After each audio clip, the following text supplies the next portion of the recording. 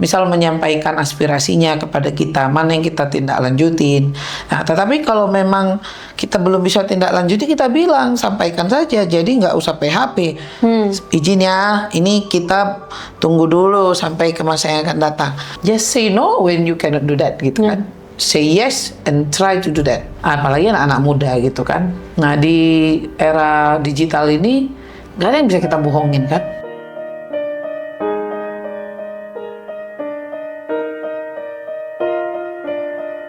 Selamat datang kembali teman-teman Vanita Naraya. Hari ini saya udah kedatangan sosok perempuan inspiratif dari perwakilan mungkin Sumatera Utara. Mungkin teman-teman yang dari Sumatera Utara udah cukup familiar dengan Mbak ini gitu. Siapa lagi kalau bukan Mbak Badi Genita Putri Sitepu. MSc ya Mbak berarti ya? MSc dokter, ya ada dokternya. Mbak Putri ya berarti ya, aku manggilnya ya lebih enaknya. Mbak Putri berarti kan sekarang itu Ketua Komite 2 ya di DPD RI ya. Terus abis itu sebelumnya emang basicnya tuh aku ngelihat apa ya, keilmuannya tuh satu jalan banget, align banget. Maksudnya dari awal, dari sarjana itu kan FEB kan di Universitas Sumatera Utara juga gitu. Jadi maksudnya ya udah tokoh lokal juga lah di sana gitu, perwakilan dari Sumatera Utara juga. Terus habis itu lanjut lagi berarti ke Manchester ya. Manchester. Universitas Indonesia sebenarnya. Doktornya Universitas Indonesia. Oh, dokternya sekarang doktornya dari Universitas Indonesia. Ya. Nah, itu kan semuanya ekonomi dan pembangunan ya. Jadi sesuai banget gitu sama Komisi 2 sekarang. Kalau boleh tahu Mbak, gimana ya, kan suka banyak kesalahpahaman nih dalam melihat tugas DPD sendiri gitu. Tapi aku ngelihat maksudnya Mbak Putri dari media sosialnya dan lain-lain itu udah cukup clear lah memperlihatkan atau mengasih edukasi gitu ke masyarakat DPD itu tugasnya seperti apa. Terus mungkin bisa dijelasin sih lebih ke pertama tugasnya DPD, terus juga Komite 2 itu dapat tugas-tugas pokoknya itu seperti apa gitu. Baik, terima kasih JB. Halo teman-teman Naraya ya. DPD RI itu dimulainya ada itu kan setelah adanya amandemen terhadap Undang-Undang Dasar 45. Dan amandemen keempat itu, kalau dulu DPD RI itu disebut utusan daerah atau galongan. Nah, dengan adanya pemilu 2004, ketika kita memasuki sistem presidensial yang kemudian mengadopsi bicameral itu 2 kamar, DPR dan DPD. Pada saat itu kekuasaan tertinggi tidak lagi dimiliki oleh MPR. Nah, dan pada saat itu presiden dipilih langsung oleh masyarakat, oleh rakyat melalui perwakilan partai.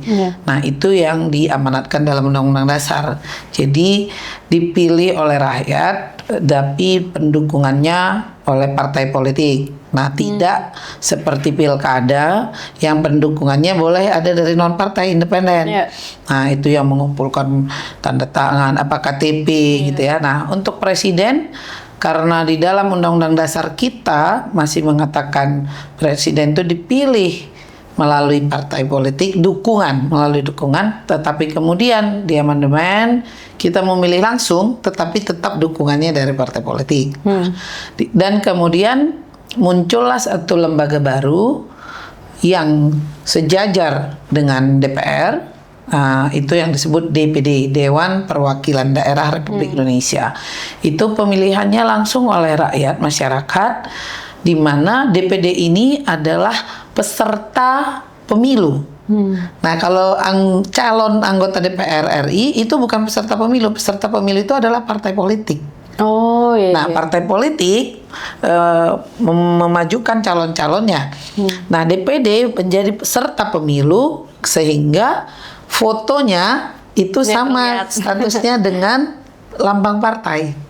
Nah, itu perbedaannya. Status foto calon anggota DPD sama dengan status lambang partai. Karena itulah disebut independen juga. Peserta politik, peserta pemilu ya. Nah, jadi DPD RI itu satu calon, satu partai gitu. Nah, disitulah dia langsung dipilih karena itu ada fotonya. Nah, karena dia tidak mewakili partai. Ya, mungkin yang teman-teman tahu kemarin yang sempat populer tuh Komeng ya.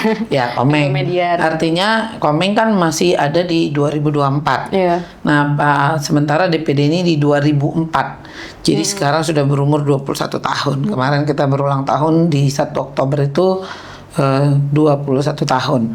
Nah, proses itu ada diamanatkan dalam Undang-Undang Dasar kita, hasil amandemen itu di pasal 22D, pasal 22E, itu apa fungsi dan kewenangan dari DPD. DPD itu bisa mengajukan rancangan undang-undang dan melakukan pengawasan terhadap jalannya undang-undang. Oh, jadi check and balance buat DPR-nya juga ya gitu. Bukan untuk DPR. Jadi begini, DPD itu sama dengan DPR, sama dengan masyarakat, bisa mengajukan rancangan undang-undang. Dimasukkan nanti dibuat pertama di internalnya, atau ada masyarakat yang mengajukan lalu kita bahas, kita siapkan misal draft undang-undangnya, naskah akademiknya, kemudian atau melakukan revisi terhadap undang-undang yang ada. Nah, undang-undang yang selama ini sudah dibuat DPR dan pemerintah.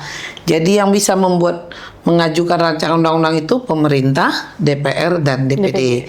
Nah, di dalam pembahasannya ini sering disebut tripartit. Nah, itu. Lalu di DPD itu ada 4 komite. Di DPD namanya komite, di DPR namanya komisi. Kenapa 4 komite? Karena DPD RI itu tidak berdasarkan jumlah bilangan pembagi pemilih atau suara yang sah, tetapi setiap provinsi diberikan hak untuk memiliki 4 perwakilan. Makanya ada 4 komite. 4. Nah, jadi dibagi 4. Jadi dia bisa disebut fraksi juga itu. Jadi di DPD ada 4 fraksi karena setiap provinsi 4 gitu. Jadi 4. Jadi semuanya ada fraksinya. Nah, fraksi itu tadi mungkin dia bisa di komite 1, komite 2, karena komite 1 pasti ada 38 provinsi.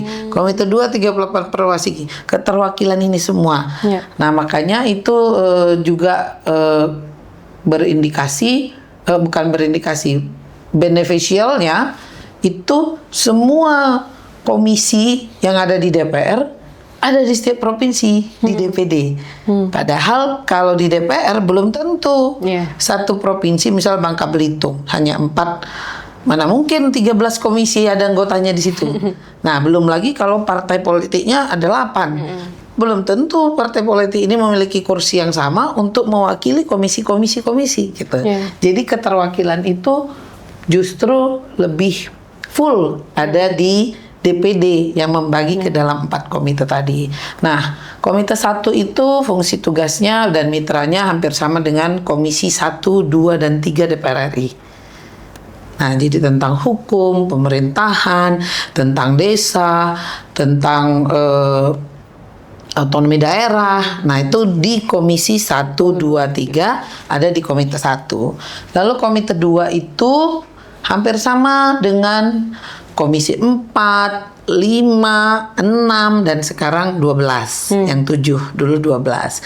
Nah, itu terkait dengan perhubungan, infrastruktur, pertanian, kehutanan, lingkungan hidup, kelautan, kebencanaan, ESDM. Jadi ada 13 kementerian lembaga dan seluruh BUMN yang operasional. Antam, Pelindo, Angkasa Pura. Nah, ini semua ada di situ. Nah, itu karena tadi di komisi 4, 5, 6, dan 12. Nah, itulah pengelolaan sumber daya alam dan sumber daya ekonomi lainnya. Itu yang diberikan kepada DPD RI. Nah, tetapi kita misal Undang-Undang Migas. Nah, migas ini kan misal terkait dengan daerah. Nah, mungkin apakah ada hal-hal yang perlu direvisi? Nah, Undang-Undang Minerba seperti kemarin. Nah, itu komisi 7 yang tadinya 7 sekarang 12. Nah, kita membahas bersama energi baru, energi terbarukan. Lalu ada Undang-Undang Petani. Nah, komite 3 biar ini lengkap ya. Komite 3 itu sama dengan 7, 8, 9 yang tadi itu. Pendidikan, kesehatan, kepemudaan, budaya. Nah, itu ada di komite 3 sama dengan komisi yang ada. Lalu yang komite 4 terkait dengan perbankan, BPS, nah itulah ada di sisa komisi yang ada. Jadi mitranya itu terbagi sehingga ketika kata rapat kerja, rapat dengan pendapat, kita bisa mendengarkan dan bagaimana itu hal-hal itu dilaksanakan di daerah. Terkait misal MBG gitu ya. Kan kalau komite 2 ada pangan juga kan? Ada pangan. Nah, kita ketahanan pangan, Bulog di situ, Bapanas, Badan Pangan Nasional. Nah, tetapi pelaksanaannya kepada siswa itu ada di komite 3. Tetapi ketersediaan pangan ini tadi dan bagaimana manajemennya, persiapannya. Nah, ini harus kita melihat pangannya itu asupan gizinya telur, ayam dan segala macam itu kan semuanya ada dari komisi 4 gitu ya atau komite 2. Nah, hal-hal ini yang kita laksanakan di DPD. Gitu mungkin Mbak Zebi. Kan akhir-akhir ini itu kan juga banyak yang mempertanyakan gitu. Gimana sih perkembangan MBG sekarang, apalagi kemarin kan katanya ada 70 triliun juga kan yang katanya akan ke Bali gitu. Nah, mungkin Mbak Putri bisa cerita juga nih ada temuan apa gitu saat menjalankan mungkin program MBG ini dan juga apakah tantangan-tantangan yang sangat besar karena kan kalau DPD mungkin banyak juga koordinasi dengan daerah, tapi balik lagi nanti koordinasi dengan pusat. Jadi kan mungkin ada tumpang tindih atau strategi-strategi harus dilakukan gitu. Ya. Saya pikir kan memang makan bergizi gratis ya. Harus dari namanya itu makan bergizi gratis. Gratis ini artinya ada alokasi anggaran yang dipersiapkan oleh pemerintah dari APBN. Nah, kalau kita lihat APBN 2025, besaran anggaran yang disiapkan berapa triliun gitu ya, mungkin sekitar 89 atau hampir 90. Nah, terserap itu, jadi gini, model anggaran tuh gini Mbak Zebi. Ini anggaran. Anggaran ini kan tersedia atau disediakan. Tapi yang mempengaruhi itu kan serapan anggarannya kan. Nah, jadi kalau kita cek sampai Oktober ini, kemarin pernyataan juga dari Pak Menteri dan BPS dan hal-hal yang lain sekitar 20-an, 22-23% dari anggaran yang tadi. Berarti kalau tadi misalkan kemarin disiapkan anggaran 80 sekian triliun misal. Terserap 23 atau 100 triliun ya kalau nggak salah ya, atau 100 triliun 30 lebih banyak. Ya, 89 atau 90 lah. 23. Ini berarti ada sisa anggaran 70 triliun belum dipakai kan? Ngapain juga disebarkan kalau ini nggak mungkin lagi juga akan disebarkan. Sebarannya itu kan akan terlihat dari begini. Berapa SPPG yang sudah dibangun? Berapa siswa yang sudah terdaftar untuk menerima manfaat? Nah, kalau belum SPPG-nya aja masih dibangun 23% atau 30%, bagaimana kan misal satu SPPG itu kan menyerap 3.000 siswa. Lah kalau SPPG-nya misal masih ada 200, berarti kalau siswanya kali 3.000 berapa kali 200? Nah kan hanya 60.000 siswa. Targetnya berapa juta? Jadi kalau anggaran itu bukan ditarik sebenarnya sama Pak Menteri, tetapi memang ini anggaran belum dipakai, ya udah. Nah, kalau dalam bentuk anggaran itu namanya silva, anggaran yang dikembalikan ke negara. Sehingga nanti ke depan ini akan mengurangi defisit anggaran kita atau bisa dipakai untuk program lainnya. Tapi in term of time, tidak mungkin lagi menyerap 70 triliun ini dalam waktu 1,5 bulan sampai masa anggaran itu kan berakhir di 31 Desember. Nah, ini mungkin karena semangatnya tinggi ya, kita nggak bilang tidak, semangat tinggi, lalu atau pelaksanaan apa karena masih baru juga? Betul, baru, lalu membuat standar SPPG itu bersih, punya ahli gizinya. Setiap SPPG kan harus ada satu ahli gizinya.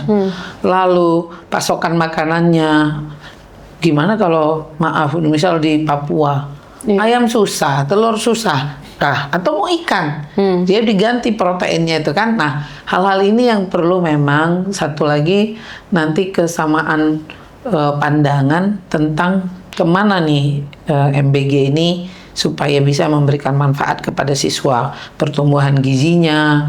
Jangan juga kayak kemarin ditemukan tipis banget semangkanya gitu kan. Nah, ini kan Atau harus ada burger pengawasan. gitu ya, Nah, bikin iya. sendiri. Dan kita di DPD RI di semua komite melakukan pengawasan. Nah, maksudnya kan peran DPD tuh sekrusial itu gitu ya. Dan maksudnya mungkin selama ini aku lihat di masyarakat umum tuh nggak terlalu melihat ataupun mencari informasi mengenai DPD sendiri gitu. Tapi aku kaget kemarin ngelihat survei indikator kan. Setelah ulang tahunnya DPD juga, ternyata tingkat kepercayaan masyarakat umum ke DPD itu 75%. Nah, ini menjadi fenomena yang menarik karena kok kontradiktif, orang-orang bilangnya DPD ini belum terlalu tahu sih, soalnya biasanya kan fokusnya sama DPR yang lebih panas, atau kebun sirih kata DPRD lebih panas gitu. Nah, menurut Mbak Putri itu kok bisa sih DPD mendapatkan tingkat kepercayaan setinggi itu? Kadang kita tahu gimana sih persepsi masyarakat kan biasanya agak negatif kan kalau ke lembaga pemerintahan Indonesia gitu. Kalau tingkat kepercayaan itu kan pasti dilihat juga dari kinerjanya ya. Kinerja yang dilakukan. Misal kita di DPD, ketua DPD yang sekarang gitu ya, Pak Sultan Najamuddin. Kayaknya 24 jam sehari itu nggak cukup deh gitu. Dia muncul di sana, muncul di sini, melakukan kegiatan dengan green ekonomi yang disampaikan. Bagaimana kita melihat pembangunan itu tidak hanya dari sisi mengkapitalisasi semua sumber daya alam, tetapi juga ada pembangunan itu tetap kepada sungainya jangan rusak, pohonnya jangan dihabisin. Nah, ini kan mungkin secara alami terbranding gitu ya. Iya. Jadi kita nggak flexing gitu. Nggak ada juga yang mau di-flexingin gitu kan. Kayak di media sosial nggak terlalu banyak kan gitu. Cuman terasa di masyarakat berarti. Terasa di masyarakat. Ada di media sosial. Jadi gini, 136 dulu DPD RI, sekarang 152 di 38 provinsi. Kan beda dengan 580 DPR RI gitu. Iya. Ya, jumlahnya sepertiganya kagak ada gitu kan. Nah, tetapi kan begini, tingkat kepercayaan itu kan di daerah, di provinsi kan kelihatan nih. Jadi kalau kita mencari probabilitas gitu ya, kita hadir 4 orang di tiap provinsi. Oke, kalau provinsinya kecil, misal kayak Bangka Belitung, mungkin langsung muncul. Tapi kalau Jawa Barat coba, ya kan, Jawa Barat 110 DPR RI, 4 orang DPD RI.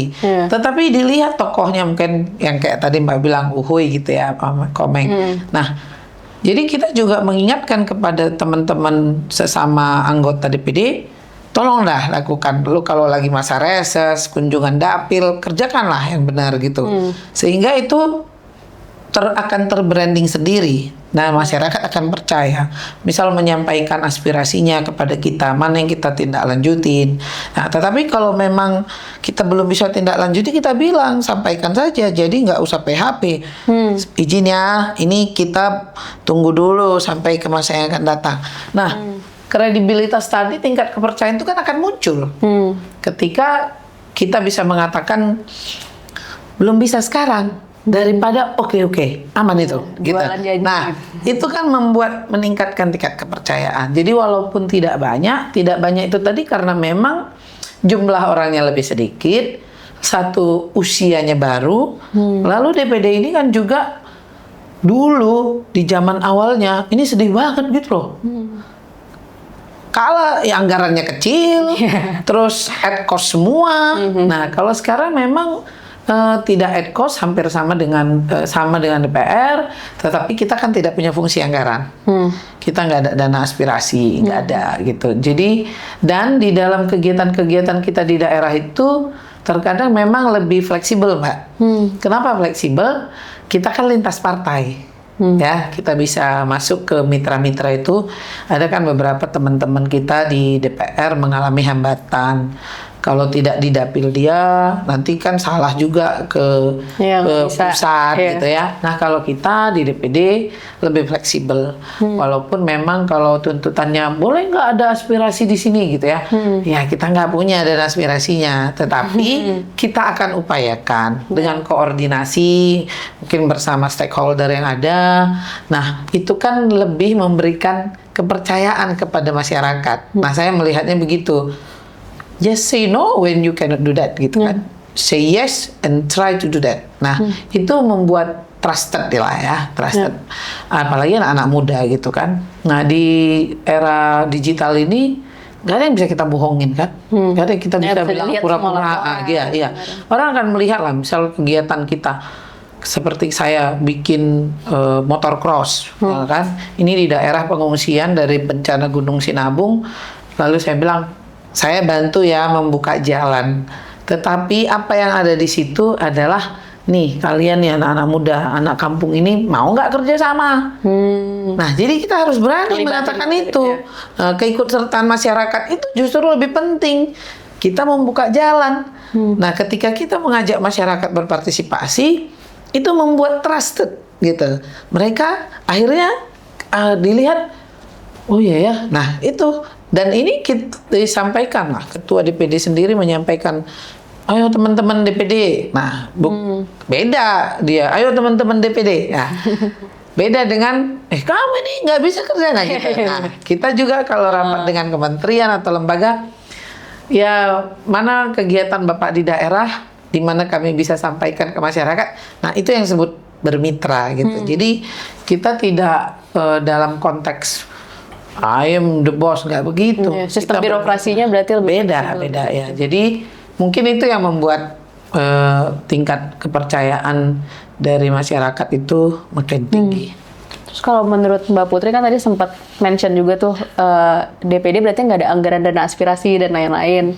Nah, jadi penasaran juga berarti misalnya pas kampanye kan biasanya kita ngelihat ya gimana calon-calon alek gitu ngasih janji mungkin terkait kampanye nanti bakal bikin undang-undang apa ataupun nanti pas reses dan lain-lain pokoknya bakal langsung tindak lanjutin bikin undang-undang gitu. Dan juga seberapa penting sih tokoh kelokalan gitu untuk menjadi seorang anggota DPD, Mbak? Selama ini dari pengalamannya, saya di Sumatera Utara juga ya. Nah, kalau tentang kita menyampaikan ke masyarakat, misal ya undang-undang tadi, kalau itu kan tidak harus selalu tentang dana aspirasi. Bisa membuat undang-undang. Misal sekarang Komite 2 melakukan revisi terhadap undang-undang pemberdayaan atau peningkatan petani. Nah, kita lakukan, kita bentuk tim, kita membuat aturannya di mana sih yang perlu petani itu untuk meningkat kesejahteraannya, harga pokok petani, apa hal-hal yang mendukungnya, ya kan, jalan tani dan segala macam. Nah itu, tetapi kita nggak bisa bilang, oke, sebenarnya juga memang kenapa namanya eksekutif? Kenapa namanya legislatif? Kenapa namanya yudikatif? Nah, eksekutif itu kan mengeksekusi dari program yang tadi. Jadi sebenarnya eksekusinya itu dari pemerintah. Nah, kami DPR dan DPD bekerja sama waktu memberikan itu kepada masyarakat sebagai aspirasi masyarakat tadi. Aspirasi masyarakat kita sampaikan ke pemerintah. Di sini dibutuhkan nih pengawasan terhadap jalan atau apa, di sini lampu traffic light-nya udah rusak atau apa, atau jalannya, jembatannya nih, itu kan yang kita sampaikan waktu rapat dengan kementerian. Nah, eksekusinya adalah kementerian, pemerintah gitu. Tetapi ada beberapa hal yang dianggap karena dulu ada dana aspirasi. Nah, ini kan akhirnya menjadi sebenarnya harapannya besar, padahal tugas itu dilakukan oleh pemerintah. Legislatif fungsinya apa? Pengawasan dan koordinasi. Koordinasi tadi itu kita menyampaikannya kepada pemerintah, tolong ya, inilah tadi kita kalau lagi masa reses ya, ini yang disebut belanja masalah sama pembuatan undang-undang itu. Apa masalah di sini, apa kita sampaikan di dalam rapat, mana yang mendadak perlu. Nah, tapi kalau sudah bencana itu kan harus segera dilakukan. Mungkin gitu, Mbak Jimmy. Ya kan, ya kita udah sering lah dengar maksudnya kalau misalnya ternyata dalam membuat kebijakan ataupun jadi seorang policy maker itu kan bukan hal yang semudah itu ya, bisa ngesain UUD dan lain-lain, tapi kan ada proses, butuh semacam persetujuan juga dari pemerintah pusat kan.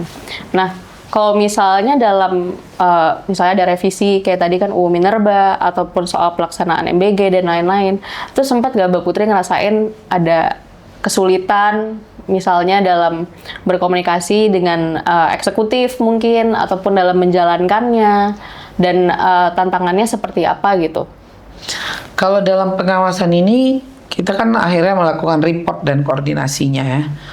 Pastilah terkadang banyak teman-teman gitu ya, ya mungkin karena saya sekarang ketua, tingkat kesulitannya lebih kecil karena langsung bilang, Pak gimana? Tapi sebenarnya itu pola komunikasi Mbak, pola komunikasi ya.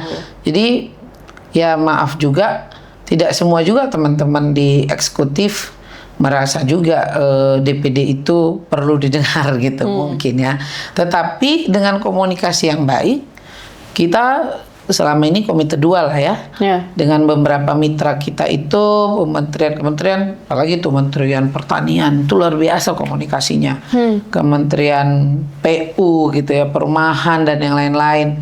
Nah KKP sendiri sudah mulai komunikasinya baik. Nah kesulitannya memang begini, teman-teman di kementerian ini juga kan sekarang efisiensi ya. Iya itu, katanya semuanya jadi efisiensi. Jadi dia nggak bisa juga langsung ujuk-ujuk, oke, kita kerjakan. Nah, tapi kalau dia necessary dan sufficient gitu, nah itu mereka sepertinya bisa lah beberapa hal ya. Tapi ke depan itulah yang akan menjadi, misal ini harus diikuti nih dari Musrembang.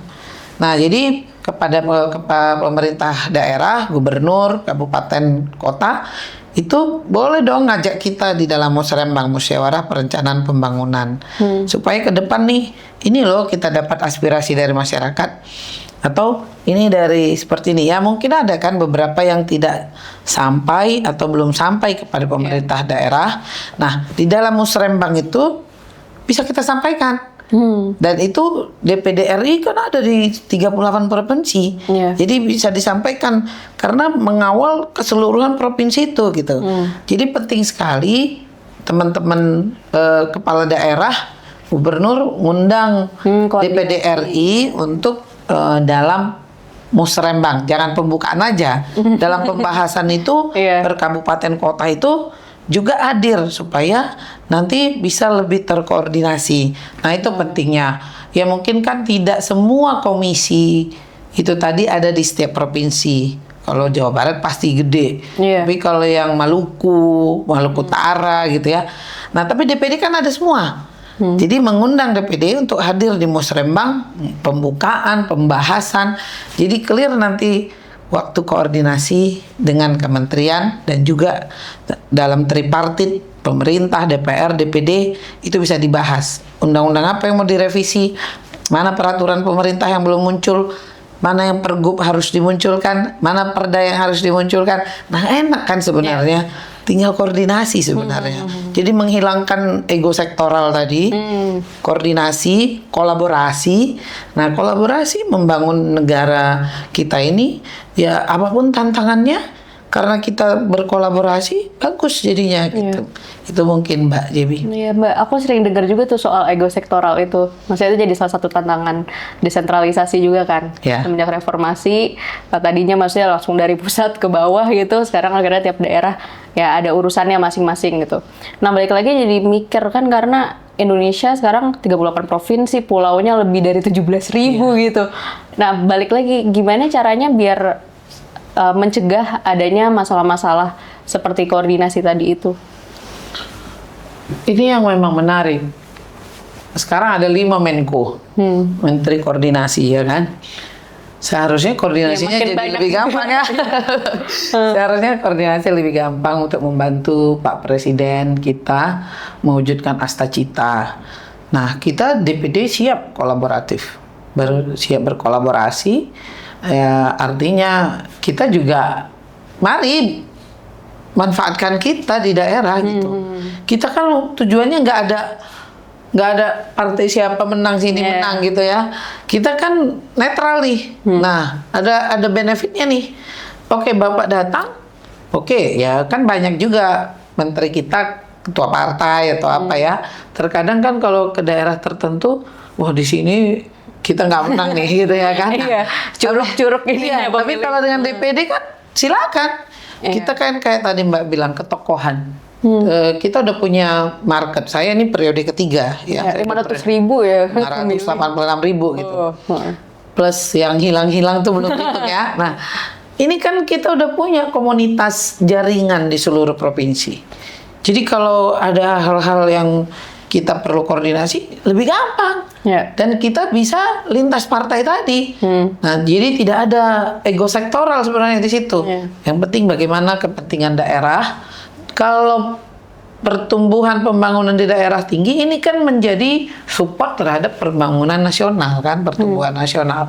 Tapi kalau disparitas antar daerah itu sangat tinggi, misal yang di Pulau Jawa, bagaimana model misal transportasi Jawa Barat? Ya nggak mungkin lah model transportasi itu dibuat di Aceh atau di Papua. Nah, ini kan ada disparitas di sisi transportasi. Nah, tapi kan ada hal-hal lain. Mana mungkin juga kita buat kereta api misal antar pulau di Maluku Utara sana kan. Nah, jadi di situ apa dibutuhkan? Tol laut itu seperti apa? Nah, ini kan enak kalau kita berkolaborasi. Mungkin gitu Mbak Jim. Ya, nggak bisa gerak sendiri juga ya. Iya, dan aman lah sama DPD itu. Kita lebih tidak ada kesulitan. Kalau bisa aja kan dia anggota DPR ini gitu ya, partainya ini. Lu kok kebanyakan di sana? Ini kan yang menang partai sana gitu kan. Nah, itu kan bisa juga ditegur sama ketuanya. Kalau DPD kan enggak. Sepanjang itu untuk meningkatkan di daerah dan sebagai sumber untuk pembangunan nasional, silahkan aja. Ayo, dan kita siap berkolaborasi. Challenge-nya berarti lebih ke memberikan pemahaman, edukasi juga terkait daerah-daerah spesifik juga ya? Iya, betul. Dan tadi itu, kolaborasi. Iya. Terus kan Mbak Putri juga, padahal udah sibuk kayak gini, tapi tetap nyempetin juga nih, baru terpilih jadi Ketua Perempuan Parlemen Indonesia ya? Ya, nah, presidium itu, ya? Ya, presidium ya. Nah, dari Mbak Putri sendiri, maksudnya ada pandangan nggak dalam melihat gimana ya caranya biar perempuan itu bisa mempunyai power yang lebih besar, apalagi di politik level daerah? Karena kan yang sering saya lihat fenomenanya mungkin agak susah juga nih untuk nembus kultur-kultur yang mungkin agak lebih tertutup ataupun lebih konservatif gitu Mbak. Ada pelajaran nggak yang pernah dapetin gitu, mungkin lesson learn yang bisa ngebantu teman-teman juga nih yang ada di sektor-sektor lumayan penting sebagai perempuan? Nah, ini menarik, JB. Terkadang kan perempuan kita kayak perlu melakukan perlawanan gitu. Ya, seolah-olah gitu ya.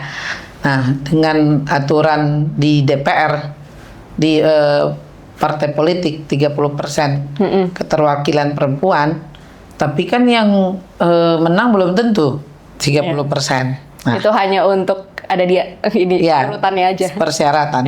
Nah, di DPD sendiri sekarang hampir 36% perempuan. Dari 152 ada 40-an lah ya gitu ya ada. Nah, ini menariknya begini. Saya memang mulai ikut di Kaukus Perempuan Parlemen di periode 2019, periode saya yang kedua, karena 2014 itu saya kan setengah periode ya, jadi nggak langsung aktif. Ketika pemilihan 2019-2020, saya masuk presidium, mewakili DPD. Jadi presidiumnya itu yang memimpin 5 orang, 3 dari DPR, 2 dari DPD. Tapi sekarang anggota presidium itu 4 dari DPD, 8 dari DPR. Jadi 8 fraksi di DPR dan 4 tadi komite yang di DPD. Nah, ini jadi menarik begini.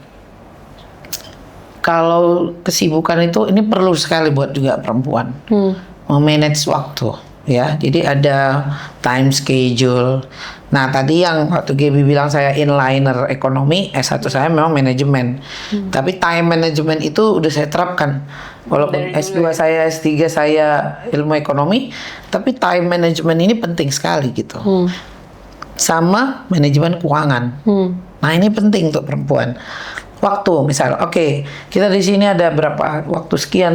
Tadi dia bisa semua terukur. Waktu juga dengan anak, dengan suami, dengan mertua ya, dan cara-cara.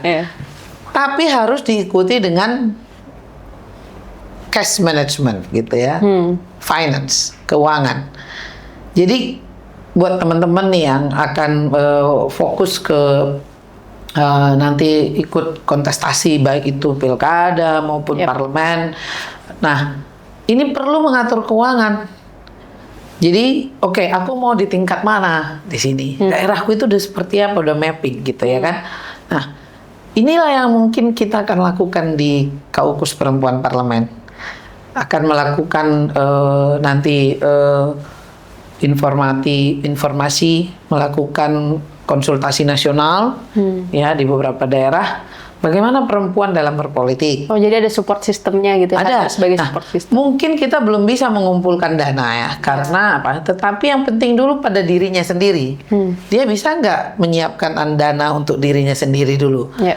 Misal, saya ibu rumah tangga, iya, tapi ketika masuk ke dunia politik, satu, kematangan berpikir, ya, lalu melihat jangan nanti setelah di dalam berubah nih.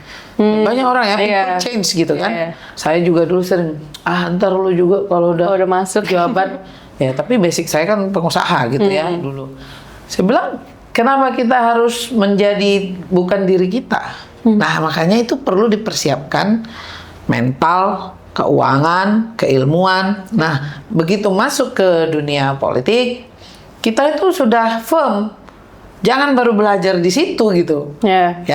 Nah, itu penting. Ini yang akan kita siapkan di Kaukus Perempuan Parlemen Republik Indonesia, memberikan informasi, memberikan pelatihan, strengthen the woman. Strengthen woman. Itu yang akan kita lakukan di seluruh Indonesia. Saya percayalah kita harus share, berbagi dalam apa yang kita dapatkan, sehingga orang lain juga mendapatkan manfaatnya. Itu di Kaukus Perempuan Parlemen Republik Indonesia.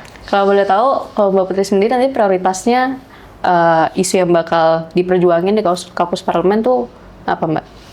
Yang satu tadi itu memang